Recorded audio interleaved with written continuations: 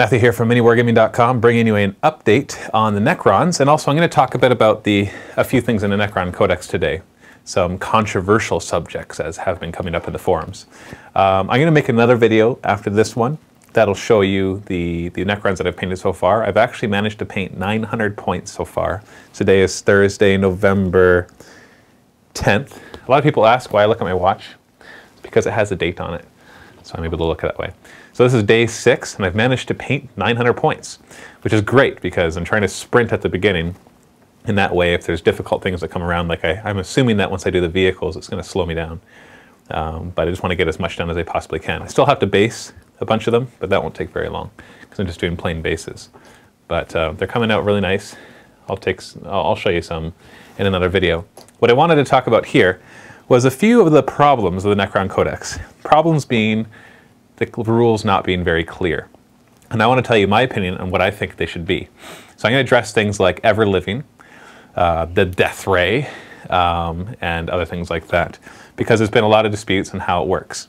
The first thing is ever-living. Now, the dispute with ever-living is that if the whole squad is wiped out, let's say you have a squad of warriors with a Necron Lord, not an Overlord, just a Lord. He's not an independent character, okay, and you can't argue that, because even though it says he's a character, his special abilities or specialties or whatever does not say independent character.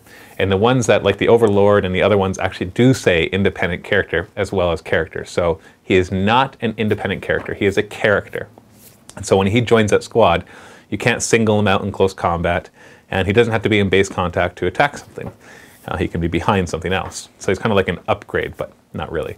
Anyway, his rule with ever-living is that when he dies, pretty much anything with ever-living, instead of putting a reanimations token in the group to roll for at the end of the phase, you put an ever-living token where they died. And then when they come back, they have to come back within 3 inches of where they died, and they have to join the squad that they were part of, if they were part of a squad. So people are arguing that if the entire warrior squad plus the Necron Lord is destroyed, that the ever-living model does not get a chance to come back. And I think that's kind of dumb that's the conclusion people would come to. I realize the wording in the codex is very convoluted, and that's the real problem here. We're going to need an FAQ to really solidify a lot of things. The reason I think that he still gets to roll to come back, even if the entire squad is gone, is because why else would he have the ever-living rule? Because the ever-living rule is different from the animations protocol in that they don't need a squad with them in order to come back.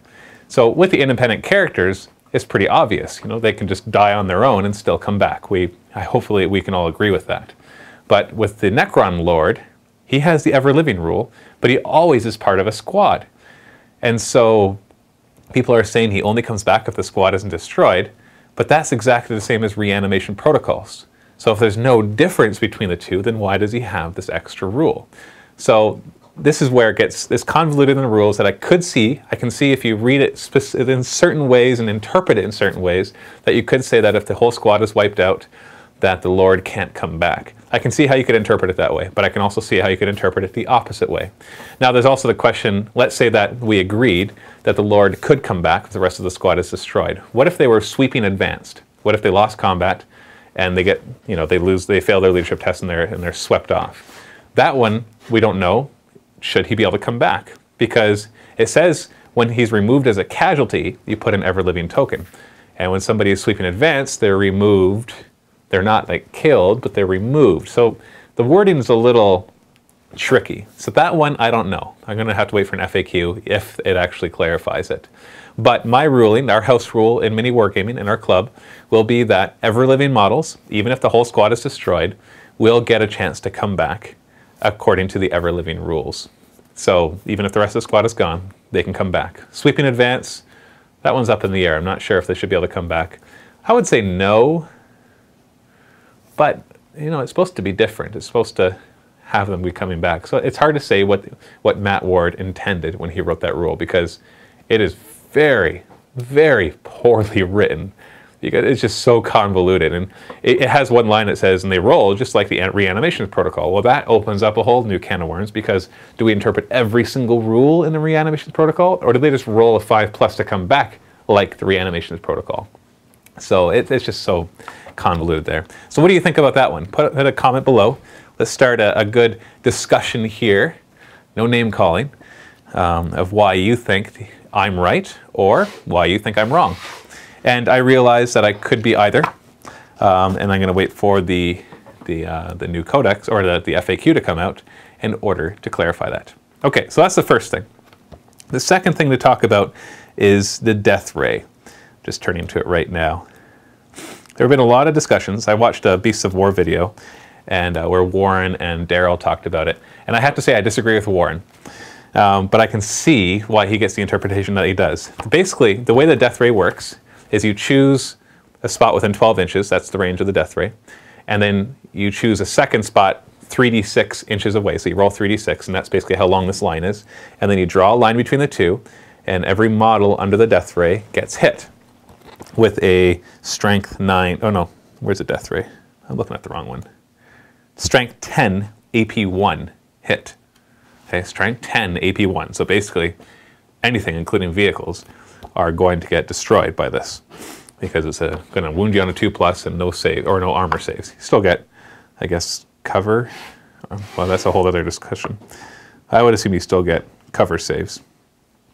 But anyway, what people are saying, let's say that there's a squad of 10 Space Marines and a squad of 5 scouts, so Space Marine scouts. Let's say the line goes over all of them and it crosses over 3 in the group of 10 and it crosses over 2 in the group of 5. Well, some people are saying, well, then 3 of this squad are hit and 2 of this squad are hit with the strength 10 AP1. Others are saying, no, the entire squad is hit. So there's 1 hit per member. And it's because there's this wording right here that says, every unit, friendly or enemy, underneath the line suffers a number of hits equal to the number of models in the unit underneath the line. So that's equal to the number of models in the unit underneath the line. That can easily be interpreted 2 ways. One, we can say the number of models underneath the line in the unit. I realize that I changed around the order of it, but it's more to put emphasis on it because it's ambiguous in the English language. It really just needed an example to make it clear. And so people are saying, well, if it says the number of models in the unit, so if we group that together, the number of models in the unit, so there's 10 guys in the unit underneath the line. So the unit underneath the line, the number of models in that unit get hit. So that means the 10 guys all get hit. The other interpretations would be the number of models in the unit underneath the line.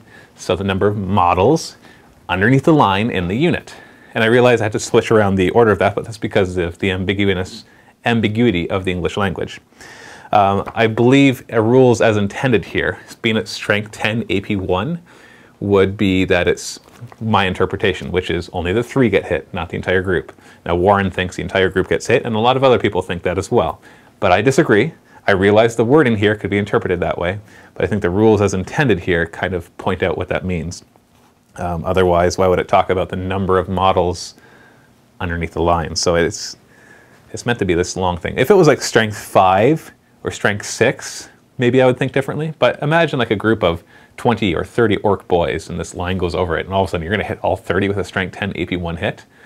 And I realize that trying to judge if something is overpowered or not is not the best basis for making a rules choice. But the house rule at MiniWarGaming will be that it's a number of models underneath the line in the unit. So if 3 models are covered, then 3 models get hit, etc., etc. It'll be a great vehicle and elite infantry killer. So that'll be really nice, unless you roll like triple 1s on your 3d6, or you only get like 5 inches. But just make sure that you start the line so that it can at least cross over a couple things. So that's what I believe that one should be. Now, if you disagree or agree, post a comment below. Let's discuss it civilly, without name calling. Also, somebody pointed out that in the Spanish codex, when you translate it, it is more specific, saying what I was saying. Basically, there's a number of models underneath the line. And so I believe that the FAQ is going to clarify it. And the Spanish codex translation thing, I think, is what really points it out. And that's the Spanish Games Workshop codex. So they translate it. So it's basically the English language being ambiguous is causing this problem. So far we've got Ever Living. We've got the Death Ray. Now, what was some of the other ones that were questionable. Oh yeah, we ran into something with Dave playing Blood Angels and having a drop pod coming in. There was somebody who did the whole dangerous and difficult terrain combo, and basically what that is if you bring Oricon, the Diviner, he's one of the HQ choices, basically during the first turn, or game turn, all enemy units that move count as moving through difficult terrain.